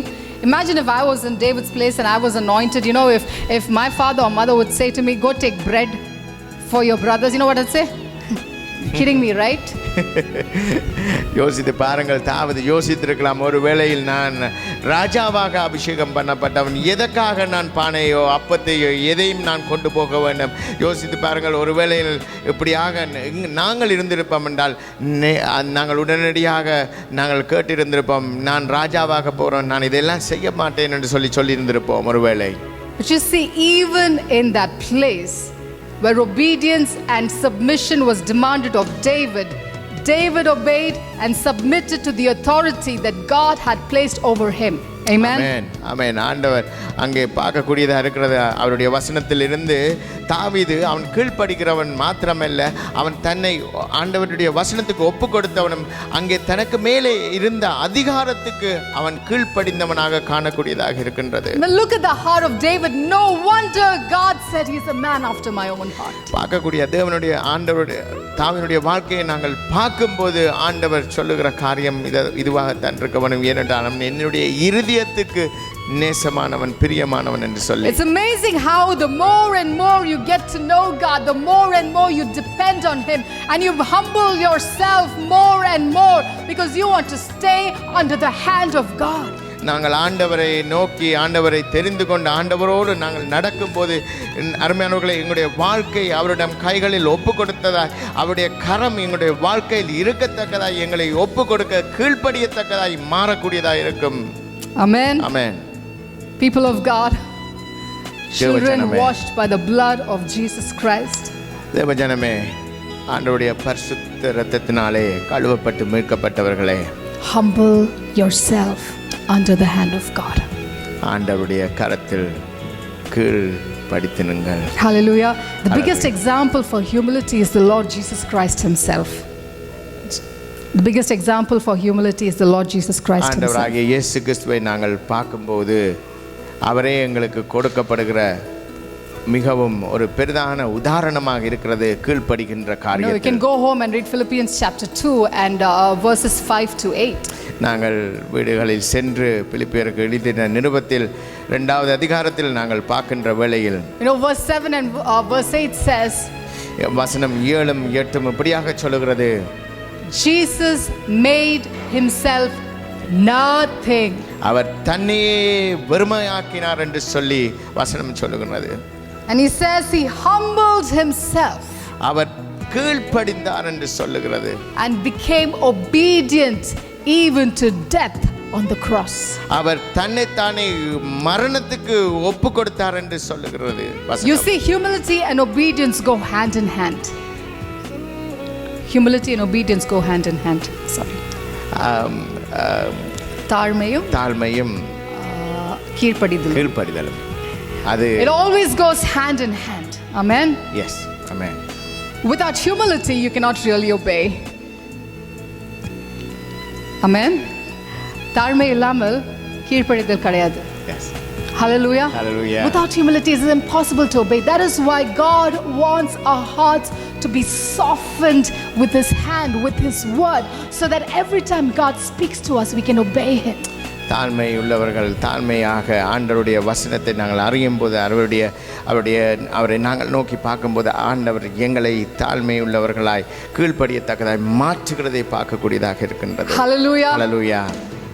Humility and obedience will always operate no matter what season of life you are in. எங்களுடைய வாழ்க்கை எந்த வேளையாக இருந்தாலும் எந்த நேரமாக இருந்தாலும் அங்கே தாழ்மையும் கீழ்ப்படிதலும் தாழ்மையையும் நாங்கள் ஒன்றோடு ஒன்று இணைந்து செயல்படுகிறதை காணக்கூடியதாக இருக்கின்றது. That is why you look at David's life every step of the way, no matter what the situations, no matter what the troubles, he continued to humble himself and he continued to be obedient to God.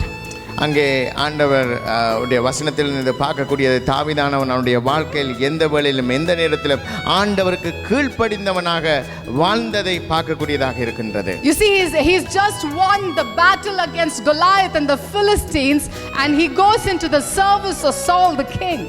அங்கே பார்க்கக்கூடியது அவனுடைய அவன் கோலியாத்தை அவன் யுத்தத்தில் வெல்லுகிறவனாய் அங்கே பிலிஸ்தியர்களை வெல்லுகிறவனாய் காணப்படுகின்றது. ஆனாலும் அங்கே அரசனாக இருக்கிற அங்கே சவுலின் மத்தியில் அவன் ஊழியம் செய்கிறதை காணக்கூடியதாக இருக்கின்றது. And Saul by this time has gone mad. Jealousy has taken over. He is discontent. He does not have the presence of God anymore. He's filled with demonic attacks. And David goes to serve Saul. அங்கே சவுலை பார்த்தோம் என்று சொன்னால் அவனுடைய ஆண்டவருடைய பிரசன்னம் அற்றவனாய் அங்கே அவனுடைய பொல்லாத ஆவியினால் அவன் பிடிக்கப்பட்டவனாய் அவன் பயந்தவனாய் அவன் அவன் அவன் காணப்படுகிறதை காணக்கூடியதாக இருக்கிறது. ஆனாலும் அங்கே தாவீது போய் அவன் மத்தியிலே ஊழியம் செய்கிறதை காணக்கூடியதாக இருக்கிறது. And as Saul began to experience attacks from the demonic realm, David is there playing the harp, and as soon as the anointed music flowed out of David's fingers, the demons would leave Saul.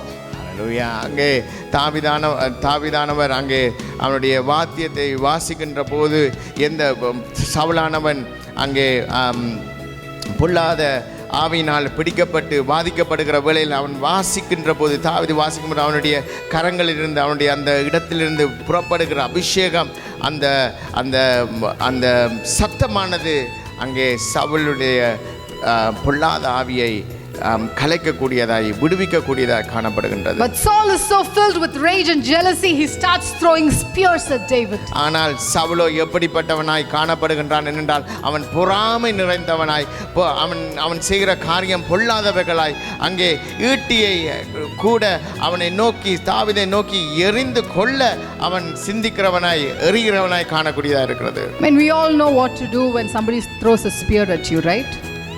What do? You take another spear, throw it right back at him, right? யாராவது உங்களுக்கு அம்பை அல்லது வில்லை அம்பை எறிவார்கள் என்று சொன்னால் நீங்கள் என்ன செய்வீர்கள்? மறுபடியும் இன்னொரு அம்பை அல்லது வில்லை எடுத்து அம்பை எடுத்து எறிவோம். I mean, let's not kid ourselves. We don't say, oh, stotram. We want to just get back at that guy, take another spear, the nearest available thing, and throw it back at that person. நாங்கள் ஸ்தோத்திரம் என்று சொல்லாது என்ன செய்வோம் என்றால் உடனே என்ன கையில் அம்பிடுவதோ அதை எடுத்து உடனே அவனை நோக்கி எறிந்து விடுகிறதை செய்யக்கூடியவர்களாக இருப்போம். But you know what David did? உங்களுக்கு தெரியுமா தாவீது என்ன செய்தான் என்று சொல்லி? I mean, like, David, seriously, dude, something's wrong with you. You ducked and you did nothing else. அவன் என்ன செய்தான் என்று சொன்னால் அவன் குனிந்து விட்டான், கீழே குனிந்து விட்டான். அந்த அந்த அம்பானது ஒன்றும் அவனுக்கு ஈட்டியானது ஒன்றும் அவனுக்கு செய்யவில்லை. What strange behavior is this? அது எப்படியான ஒரு வினோதமான காரியமாக இருக்கின்றது அவன் செய்தது. But I tell you, the one that seeks the heart of God will never seek vengeance against men. ஆண்டவருடைய மனுஷர்கள், ஆண்டவரை தேடுகிறவர்கள், ஆண்டவருக்கு பிரியமா இருக்கிறவர்கள் ஒருபோதும் ஒரு மனுஷனுக்கு விரோதமாக செய்கிறவர்கள் ஆக இருக்க மாட்டார்கள். No matter what accusations people throw against you, what people might do in opposition to you, you're constantly seeking the heart of God and you're saying, God, vengeance is not mine, it is yours. பழி வாங்குதல் என்னுடையதல்ல, அது தேவனுடையது என்று சொல்லக்கூடும். எப்பொழுது என்று சொன்னால் ஆண்டவருக்கு பிரியமாய் ஆண்டவரோடு நடக்கிற மனுஷர்கள் மாத்திரமே. உங்கள் மத்தியில் எந்த காரியமாக வரலாம், ஆனால் ஆண்டவரை தேடுகிறவர்களாய் இருப்பீர்கள் என்று சொன்னால் பழி வாங்குறது அவருடையது. Hallelujah. Learn to commit every situation into the hands of God. இந்த நாட்களில் அருமையானவர்களே, எங்களுடைய வாழ்க்கையில் வருகிற எல்லா வேளையையும் ஆண்டவருடைய கரத்தில் நாங்கள் ஒப்பு கொடுக்கக்கூடியவர்களாய் நாங்கள் கற்றுக்கொள்ள வேண்டியவர்களாய் இருக்கின்றோம். And here is David. He knows his life is in danger now and he's on the run for his life. இங்கே தாவீதை பார்க்கக்கூடியதாக இருக்கிறது.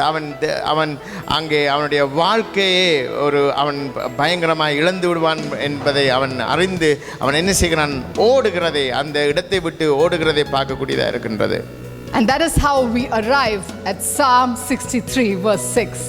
இந்த ஓடின வேளையில்தான் அவன் இந்த 63வது சங்கீதத்தை எழுதுகிறதை காணக்கூடியதாக இருக்கிறது. He no longer has the comfort of his home.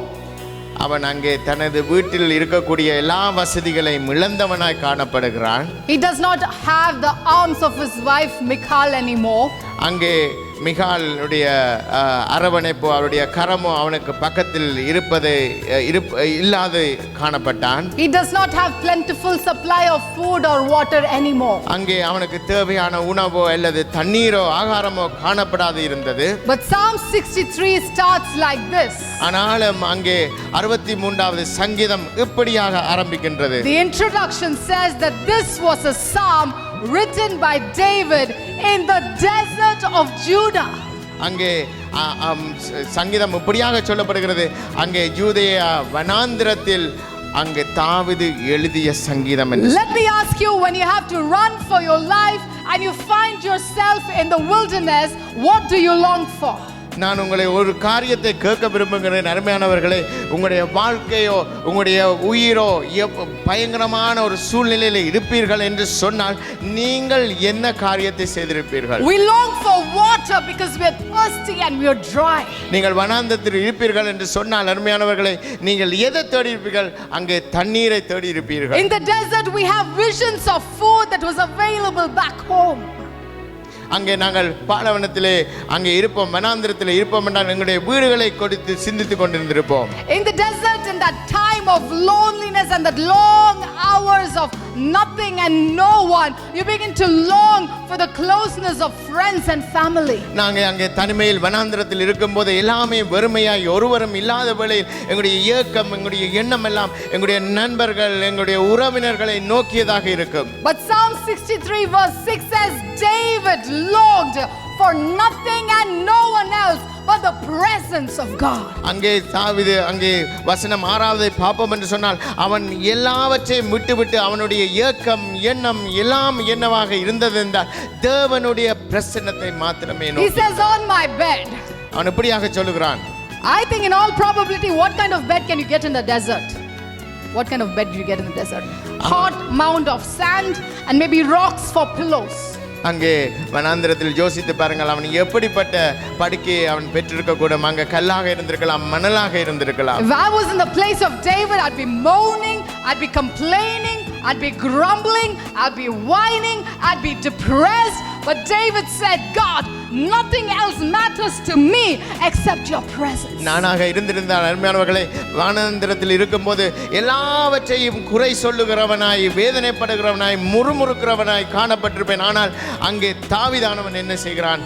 ஆண்டவரை துதிக்கிறான், ஆண்டவரை நோக்கி. Hallelujah. Hallelujah. I want to encourage you, if you're walking through a wilderness season in your life, I want to tell you, food will satisfy you only this much, and water will satisfy you only this much, and the company of friends and family will only satisfy you maybe this much. But I tell you, when you get the presence of God, that will be your highest satisfaction. Amen.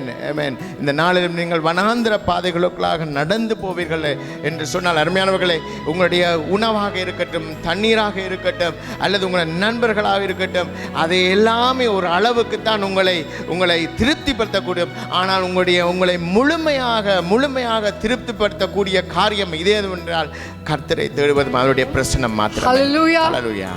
You and I are created to be satisfied only by the presence of God.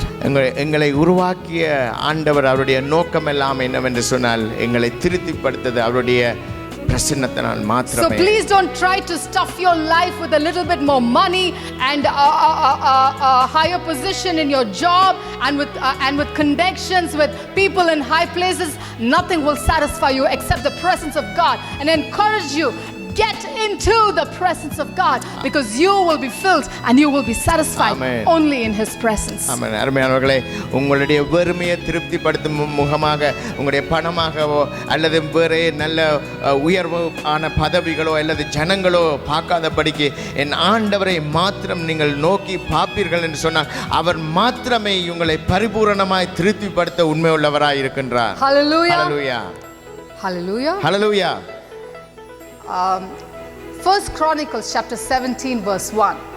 அங்கே Another season of David's life. ஒன்று நாளாகமம் 17 verse 1. 17வது அதிகாரம். In this season, David is finished with the wilderness. அந்த நாட்களில் அவன் அந்த வனாந்தர வாழ்க்கையை விட்டு வந்தவனாய் காணப்படுகின்றது. This is a season of abundance. அங்கே நிறைவான வாழ்க்கையை அவன் பெற்றுக்கொண்டவனாய் இருக்கின்றான். And the word of God says, after David was settled. What a beautiful word, settled. வேதம் எப்படியாக சொல்லுகிறது, தாவீதானவன் எல்லாவற்றையும் அவன் பெற்று அவன் சுகமாய் வாழ்ந்திருக்கின்ற வேளையில் no more running for your life. அவன் தன்னுடைய உயிருக்காக பயந்து ஓடுகிறவனாய் இருக்கிறான். No more longing for bread and food and water. அங்கே உணவுக்காக ஏங்கி தவிக்கின்ற வேலை இல்லை. David was settled now as the king of Israel, and he settled in the palace. அங்கே அவன் எப்படியாக இருக்கின்றான் என்று சொன்னார், ராஜாவாக அவனுடைய அரண்மனையில் வாழ்கிறவனாக காணப்படுகின்றான். But you know what David does? அங்கே தெரிகின்றதா என்ன தாவீது செய்கிறான் என்று சொல்லி. Finally I have a comfortable sofa, I can put my legs up on the table in front of me, my table is full of good food, man, I'm happy. அங்கே அவன் நல்ல செட்டியில் சோஃபால் இருக்கையில் இருந்து எல்லாவற்றையும் பெற்றுக்கொண்டேன் என்று ரிலாக்ஸாக இருக்கிறதை காணக்கூடியவில்லை. He says he's settled in his palace, and he calls Nathan the prophet and says, here I am living in a palace of cedar while the ark of the covenant of the Lord is still in a tent. அங்கே அவன் சொல்லுகிறான், நாத்தானை நோக்கி, தீர்க்கதரிசியான நாத்தானை நோக்கி இப்படியாக சொல்லுகிறான், அங்கே உடன்படிக்கை பெட்டியோ திரைகளின் கீழ் இருக்கின்றது, நானோ அங்கே கேதுரு மரத்தினால் செய்யப்பட்ட வீட்டில் வாசம் பண்ணுகிறேன். The ark of the covenant symbolizes the presence of God. அங்கே உடன்படிக்கை பெட்டி ஆண்டவருடைய பிரசன்னத்தில் இருக்கின்றது. And David is saying, I might be settled here in a palace, but my heart is still set on God. அவன் சொல்லுகின்றான், என்னுடைய வாழ்க்கையானது நல்ல வாழ்க்கையாய் ராஜாவாக மாறிவிட்டது, ஆனாலும் என்னுடைய இருதயமானது ஆண்டவருடைய பிரசன்னத்தில் இருக்க வாஞ்சிக்கிறது. அதையே அவன் இருந்தான். Let me tell you, sometimes when we're going through suffering, we think, oh God, I will seek you if you just bless me with another job, bless me with a little bit more money, bless me with a house, then you know what, I'm going to praise you all my life. We think like that. மனாந்திர வாழ்க்கையில் எங்களுடைய வாழ்க்கை போகும்போது நாங்கள் ஆண்டவரை நோக்கி விண்ணப்பிக்கிறவர்களை காணக்கூடும். எனக்கு கொஞ்சம் பணம் உதவி செய்யுங்கள், அல்லது என்னுடைய வேலையில் நல்ல முன்னேற்றி தாங்கள், இப்படியாக நாங்கள் கேட்கக்கூடியவர்களாக இருக்கோம். But if you read the history of human beings right here in this book, ஆண்டவருடைய வேதத்திலிருந்து அங்கே மனுஷர்களுடைய வாழ்க்கையை பார்ப்போம் என்று சொன்னால், there were more people who forgot God when they were prosperous than people who forgot God in their suffering. அங்கே பார்க்கக்கூடியதாக இருக்கின்றது, அநேகமான ஜனங்கள் தங்களுடைய எல்லா ஐஸ்வர்யத்தையும் பெற்ற பின்பு ஆண்டவரை மறந்தவர்களாய். Because now we have everything, you see. இந்த நாளிலும் எங்களுக்கு எல்லாம் கிடைத்திருக்கின்றது. Why do you need God? ஏன் எங்களுக்கு ஆண்டவர் தேவை? What fasting, what prayer, what seeking God? எதற்காக உபவாசம், எதற்காக ஜெபம், எதற்காக துதிகள்? But I tell you, settled is a beautiful word, but it is dangerous. நாங்கள் எல்லாவற்றையும் பெற்று சுகமாய் வாழ்வது நல்ல காரியம், ஆனாலும் அது ஒரு பயங்கரமானதா இருக்கலாம். It's good to settle down here on earth, but I tell you, always be unsettled in your relationship with God. அருமையானவர்களை, உலகத்தில் நாங்கள் வாழ்ந்து கொண்டிருக்கலாம், ஆனாலும் என் தேவனோடு நாங்கள் வாழ்கிற வாழ்க்கையில் அது திருப்தி இல்லாது, அது எப்பொழுதும் ஆண்டவரை நோக்கி ஆண்டவரோட வாஞ்சியை உள்ள வாழ்க்கையாய் வாழ வேண்டியவர்களாய் இருக்கின்றோம். Don't let anything in this world satisfy you, because it won't. இந்த உலகத்தை இருக்கிற காரியங்கள் உங்களை திருப்திப்படுத்தாத அருமையானவர்களே. Hallelujah. Hallelujah. Always seek more of God. எப்பொழுதும் ஆண்டவரை மாத்திரம் நோக்கி பார்க்கிறவர்களாய் நாங்கள் வாழ வேண்டும். At all times and in every season. எந்த வேளையிலும் எந்த காலத்திலும். Hallelujah. Hallelujah. And here we see David, he's got a heart for the presence of God even when he's surrounded by everything. அங்கே எல்லா காரியங்களும் எல்லா வசதிகளும் அவனுடைய வாழ்க்கையில் கிடைத்த போதும் தாவீதானவனுடைய இருதயமோ ஆண்டவரை மாத்திரம் நோக்கி பார்த்ததாக இருக்கின்றது. And I want us to turn to 1 Chronicles chapter 22. I'm nearing the end. இந்த வேளையிலும் நாங்கள் 1 நாளாகமம் 22வது அதிகாரத்தில் இருந்து now David is settled. He's been king for many years. He's got sons and he's got daughters. He's also got a lot of trouble in the kingdom. அவருடைய வாழ்க்கையில் தாவீதானவன் எல்லாவற்றையும் பெற்றுக்கொண்டான். அவருடைய பிள்ளைகள், மனைவிகள், அவருடைய எல்லா காரியத்தையும் பெற்றுக்கொண்டிருந்தான். But he's still seeking after the presence of God. ஆனாலும் அவருடைய இருதயத்தின் வாஞ்சி எப்பொழுதும் ஆண்டவருடைய பிரசன்னத்தை நோக்கினதாகவே இருந்தது. And he tells Nathan the prophet, man of God, I want to build a house, a temple for God. அங்கே அவன் சொல்லுகிறான், நான் ஆண்டவருடைய தீர்க்கதரிசியான நாத்தானை நோக்கி என் ஆண்டவருக்கு நான் ஒரு ஆலயத்தை கட்ட வேண்டும் என்று சொல்லி. And Nathan, just knowing the heart of David, says, you know what, whatever you want to do for God, do it because God is with you. Amen. அங்கே நாத்தான் அந்த தீர்க்கதரிசி சொல்லக்கூடியவனா இருக்கிறான். இரண்டு ஆண்டவருக்கு பிரியமானவனா இருந்தான் தாவீது. அவன் செய்ய எல்லாவற்றையும் அவன் செய்ய கூடுவனா இருந்தான். But then God speaks to Nathan and says, listen, go back and tell my servant David, he's not the one to build a house for me because he's shed too much blood. அங்கே ஆண்டவர் நாத்தானை நோக்கி சொல்லுகிறார், நீ மறுபடியும் போய் தாவீதிடம் சொல்லு, அவன் தன்னுடைய ஆலயத்தை கட்டுவதில்லை, ஏனென்று சொன்னால் அவனுடைய கைகளில் இரத்த கரைகள் அதிகமாக இருக்கின்றது என்று சொல்லி. But tell my servant David, his son Solomon will be the one to build a temple for me. அவனை சொல்லுமாறு சொல்லுகிறார், அவனுடைய மகனே சோலமனே அந்த ஆலயத்தை கட்டுவான் என்று சொல்லி. If I was in David's place again, அந்த வேளையில் நான் தாவீதை போல் இருந்திருந்தால், I would have just like, thank God, I don't have to serve the Lord, I don't have to take care of the temple man, my son will take care, my children will take care, so I'll just be laid back and I will enjoy this good life that I have.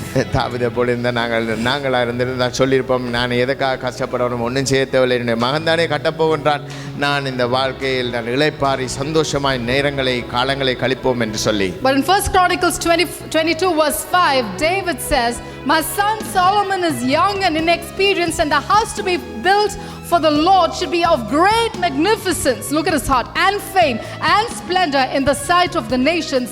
Therefore I will make preparations for it. ஹல்லேலூயா. அங்கே தாவீது 5வது வசனத்தை சொல்லுகிறான், என் குமாரனாகிய Solomon வாலிபனும் இளைஞனுமாய் இருக்கின்றான், கர்த்தருக்கு கட்டப்படும் ஆலயம் சகல தேசங்களிலும் கீர்த்தியும் மகிமையும் உடையதாய் விளங்கும்படி மகா பெரியதாய் இருக்க வேண்டும் என்று சொல்லி. Hallelujah. Hallelujah. Let me tell you, if you and I are the kind of people that are seeking the heart of God, we cannot stay quiet in the kingdom of God. Hallelujah. நாங்கள் ஆண்டவருடைய இருதயத்துக்கு பிரியமாய் தேடுகிறவர்களாய் இருப்போம் என்று சொன்னால் ஆண்டவருடைய ராஜ்யத்தில் எங்களுடைய வாழ்க்கையில் நாங்கள் அமைதியாக எங்களுடைய வாழ்க்கையில் நாங்கள் இருக்க முடியாத அருமையானவர்களே. When we seek the heart of God and experience the goodness of God and the power of God, we will go and tell others and say, this is the kingdom of God, this is what my God looks like, come taste and see that the Lord is good. ஆமென். நாங்கள் ஆண்டவருடைய அற்புதமான அவருடைய அன்பை அவருடைய காரியங்களை அறிந்திருப்போம் என்று சொன்னால் அருமையானவர்களே, நாங்கள் பெற்றுக்கொண்ட இந்த இன்பத்தை சந்தோஷத்தை நாங்கள் போய் மற்றவர்களிடம் சொல்லுவோம், ஆம் வந்து பாருங்கள், ஆண்டவரை ருசித்து பாருங்கள், அவர் நல்லவர் என்று சொல்லத்தக்கதாக. Don't be satisfied with your job, with your family. Don't be content with just your everyday routine, taking care of the kids. I want to tell you, get into the presence of God, because when you receive the call of God, let me tell you, all of us are called by God. I want to tell you, get into the presence, receive His call, walk in the anointing and work for His kingdom. Hallelujah.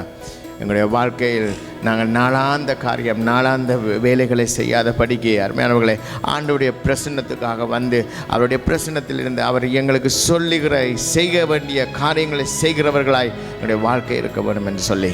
Because you see, it's only when we are fulfilling the purposes of God do we find true satisfaction. Amen. நாங்கள் எப்பொழுது திருப்தி அடையலாம் என்ற அருமையானவர்களே, நாங்கள் ஆண்டவருடைய சித்தத்தை எங்களுடைய வாழ்க்கையில் நாங்கள் செய்யும் போது அவருடைய கட்டளைகளை நிறைவேற்றும் பொழுது. Amen. Amen. That is what satisfies you. அதான் எங்களுடைய வாழ்க்கையில் திருப்தி கொடுக்கக்கூடியதாக இருக்கின்றது. Everything begins with your heart. எந்த காரியமாக இருந்தாலும் அருமையானவர்களே எங்களுடைய இருதயத்தில் இருந்து ஆரம்பிக்கிறதா இருக்கின்றது. If you're going to be a man or woman after God's own heart, worshiping Him, knowing Him, obeying Him, studying the Word, being humble, being working in the kingdom of God, everything starts with your heart. அருமையானவர்களே, நீங்கள் ஆண்டவருடைய ராஜ்யத்தில் அங்கே ஊழியம் செய்கிறவர்களாக மாத்திரமல்ல, நீங்கள் அங்கே ஜெபிக்கிறவர்களாய் துதிக்கிறவர்களாய் காணப்பட வேண்டும் என்று சொன்னால், ஆண்டவருடைய ராஜ்யத்தில் காணப்பட வேண்டும் என்று சொன்னால், எல்லாமே உங்களுடைய இருதயத்தில் ஆரம்பிக்க வேண்டியதாக இருக்கின்றது. There is an incident that happened in the life of King Asa. ஆசா பெண்ணுடைய ராஜாவின் வாழ்க்கையில் ஒரு காரியம் நடந்தது. In 2 Chronicles chapter 16, நாளாகமம் 16வது அதிகாரத்தில் Asa was a man who experienced the goodness and the power of God. Asaph என்ற ராஜா ஆண்டவருடைய வல்லமையையும் அன்பையும் அவன் ருசித்து பார்க்கிறவனாய் காணப்படுகின்றது. But then he began investing his life more on building projects in his kingdom. அவன் பின்பு என்ன செய்கிறவனாய் காணப்படுகிறான்? அவனுடைய வாழ்க்கையை செலவழிக்கிறான். அங்கே கட்டிடங்கள் காரியங்கள் என்று கட்டுகிறதை. He started out well, but he finishes badly. அவன் ஆரம்பத்தை அவன் சரியாக நேர்த்தியாக ஆரம்பித்தான். அவனுடைய முடிவோ அது பிழையான முடிவாக இருந்தது. In chapter 16, the enemy is coming against him, and instead of trusting in God like before, Asa says, go raid the temple, get everything out of the temple of God and give this to the enemy. அங்கே அவன் எதிரிகள் வந்த பொழுது அவன் என்ன செய்கிறான் என்று சொன்னால், ஆண்டவரை தேடாதபடிக்கு ஆண்டவருடைய ஆலயத்தில் இருக்கிற எல்லா பொக்கிஷங்களையும் எடுத்து எதிரிகளுக்கு கொடுக்குகிறதை காணக்கூடியதாக இருக்கின்றது. And God sends the prophet Hanani to tell him, Asa, what you've done is wrong. When you begin to put your trust in what you have and not in the Lord, your life goes wayward. அங்கே ஆண்டவர் தீர்க்கதரிசி அனுப்பி சொல்லுகிறார் ஆசாவிடம், நீ ஆண்டவரை தேடாதபடிக்கு ஆண்டவரை விசுவாசிக்காதபடி உன் கைகளில் இருந்த காரியங்களை அதை மாத்திரம் நோக்கிறவனாய் இருந்து விட்டாய் என்று சொல்லி. And Hanani, in the midst of his rebuke, he says something amazing about the heart of God. அங்கே இந்த காரியத்தில் ஆண்டவருடைய இருதயத்தை அவங்க தீர்க்கதரிசி வெளிப்படுத்துகிறதை காணக்கூடியதாக இருக்கின்றது. 2 Chronicles chapter 16 verse 9, for the eyes of the Lord range throughout the earth. அங்கே 9வது வசனம் இப்படியாக சொல்லுகிறது, தம்மை பற்றிய உத்தமமான இருதயத்தை கொண்டிருக்கிற தம்முடைய வல்லமை விளங்கும் பண்ணும்படி கர்த்தருடைய கண்கள் பூமி எங்கும் உலாவிக் கொண்டிருக்கின்றது. To strengthen those whose hearts are fully committed to him. அங்கே ஆண்டவர் இருதயத்தை பரிபூரணமாய் அங்கே அவருக்கு ஒப்படைக்கப்பட்டார். Hallelujah. God hasn't changed. He hasn't changed. ஆண்டவர் மாறவில்லை. He still looks for a man or a woman.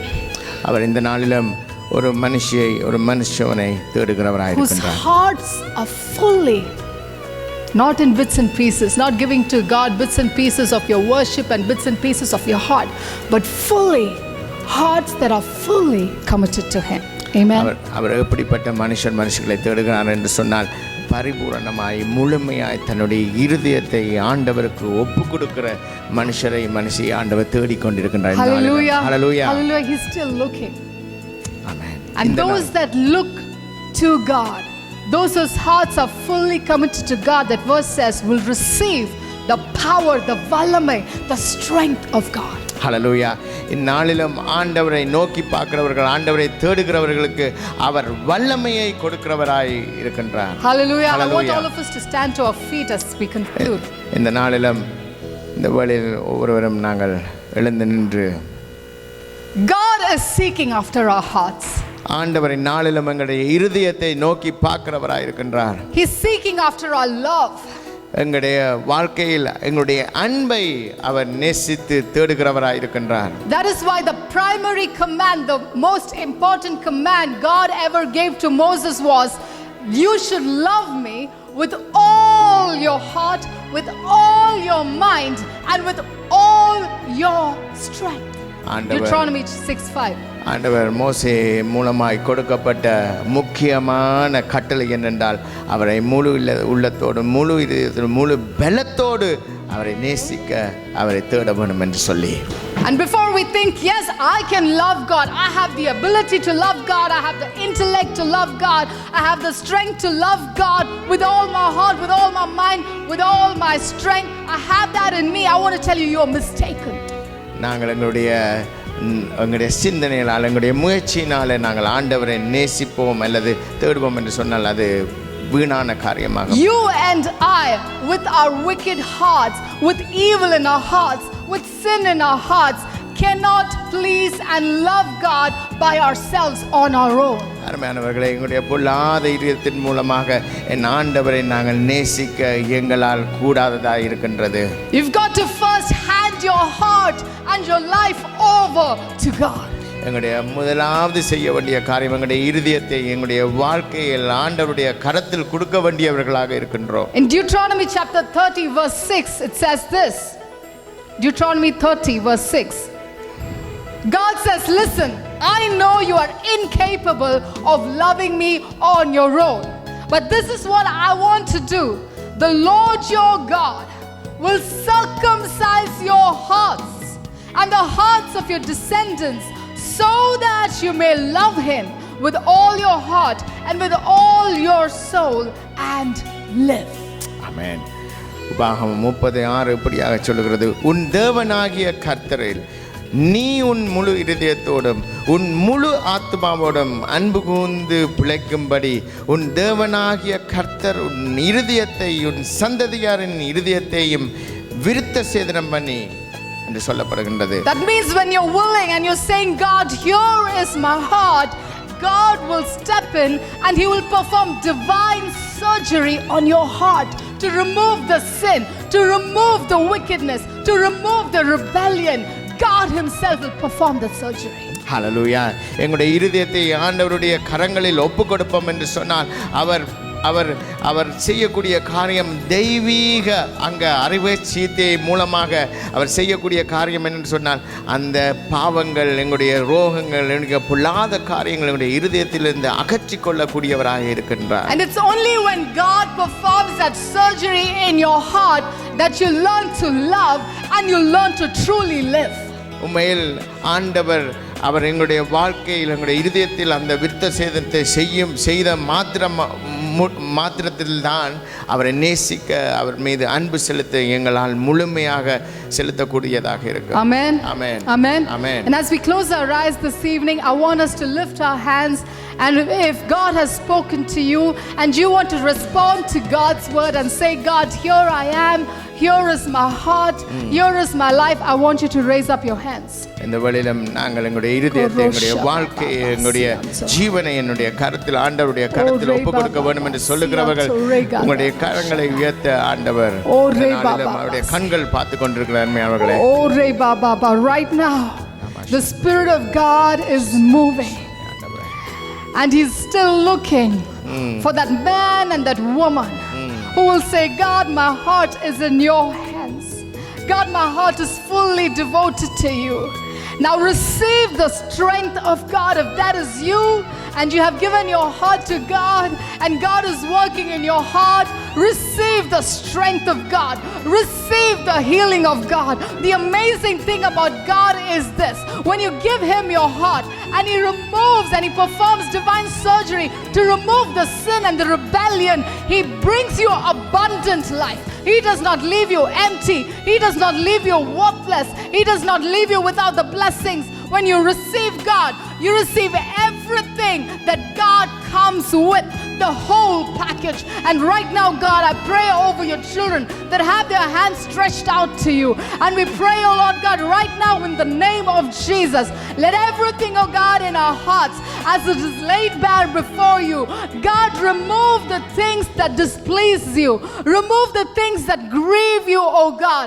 And I pray that you'll give us a new heart and a new spirit, oh God, to know you, to love you, and to live for you. Because you said, oh Lord God, that the thief comes to steal, kill, and destroy. But I have come to give life and life in more abundance. And I pray that in every way, your children will receive the life of God, the power of God, the strength of God, the anointing of God, the fullness of God.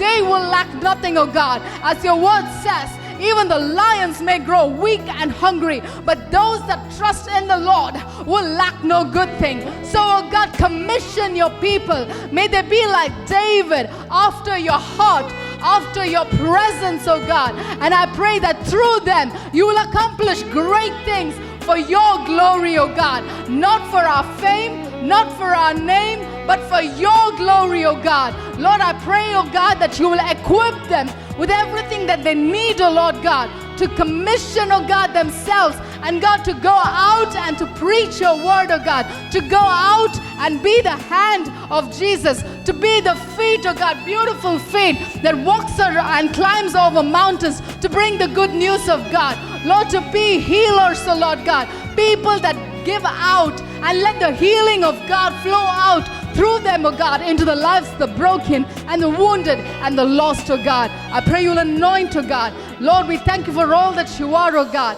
God, you purchased us through the blood of Jesus. Now we give our lives wholly, completely, fully to you, oh God. Be glorified. Spirit of God, have your way, oh God. And I pray that you will speak to us in dreams, in visions, through your word, oh God. And I pray that you will anoint us and send us out for the glory of your name. In Jesus' name we pray. And all God's people said, Amen. Amen. Amen.